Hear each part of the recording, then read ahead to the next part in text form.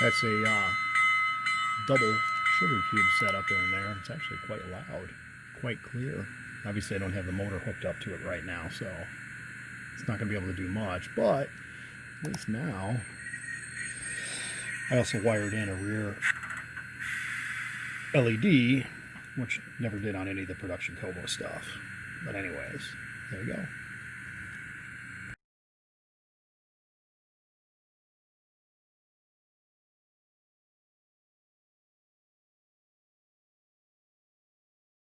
Alright, so this is with the tender wired into the, locomotive part. So what you have to do in here is you have your orange wire that goes to your red on the motor, and then that's insulated with some heat shrink tubing. It's kind of hard to see under there. Going to the cordless motor, and then your gray goes to black. Up here on this board, you need to add a little bit of tape here, there, and there. What that does is that isolates that board, and then to power the front LED, you have your white, which is your forward headlight, and then your blue, which is your common or your ground. And then from there, you have to make sure underneath, when you've routed all these wires, that everything can pivot freely. Usually I just take a screwdriver or something, and I'm trying to do this with one hand, and just make sure that that's seated all the way up in that groove,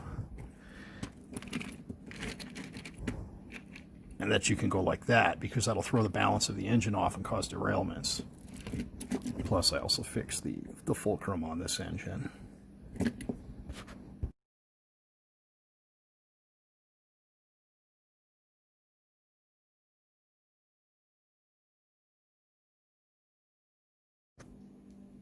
It's kind of hard to tell in this video with the way I'm holding the camera, but you can see this fulcrum down here isn't seated all the way. I'm trying to, I will press him back in before I put the wheels back in. But generally, if you have derailing issues or what have you, that's one of the main components or problems on the FEF3. So just, taking the bottom cover plate off, pulling the front axle back, and pressing these two pieces back will generally solve that issue.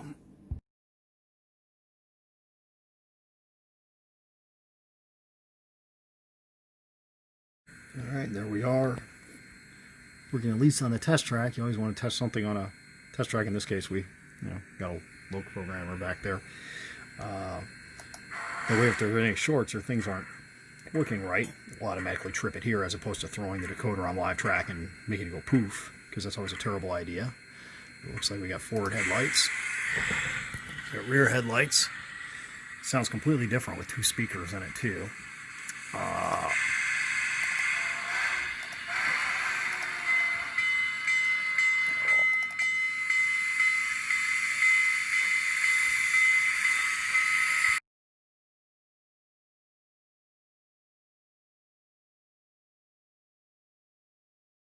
Alright, so this is just a quick down and dirty video of a Kato FEF3 that I installed a ESU LokSound V5 with their new, or new-ish, V5 FEF3 sound file.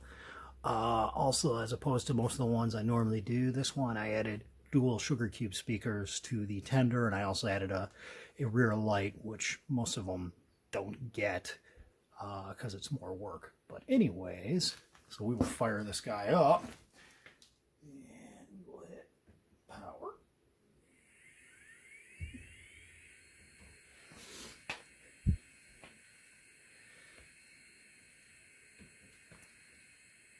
There's the headlight, and we got whistle.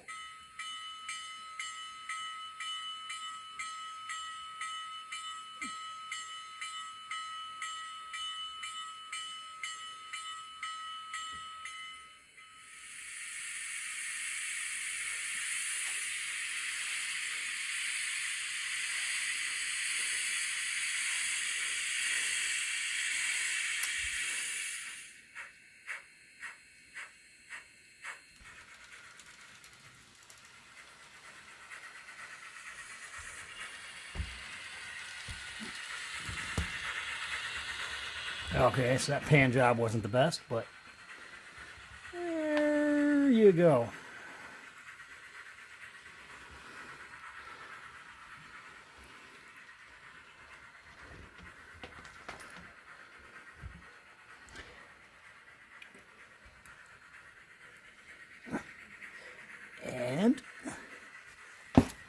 there you go.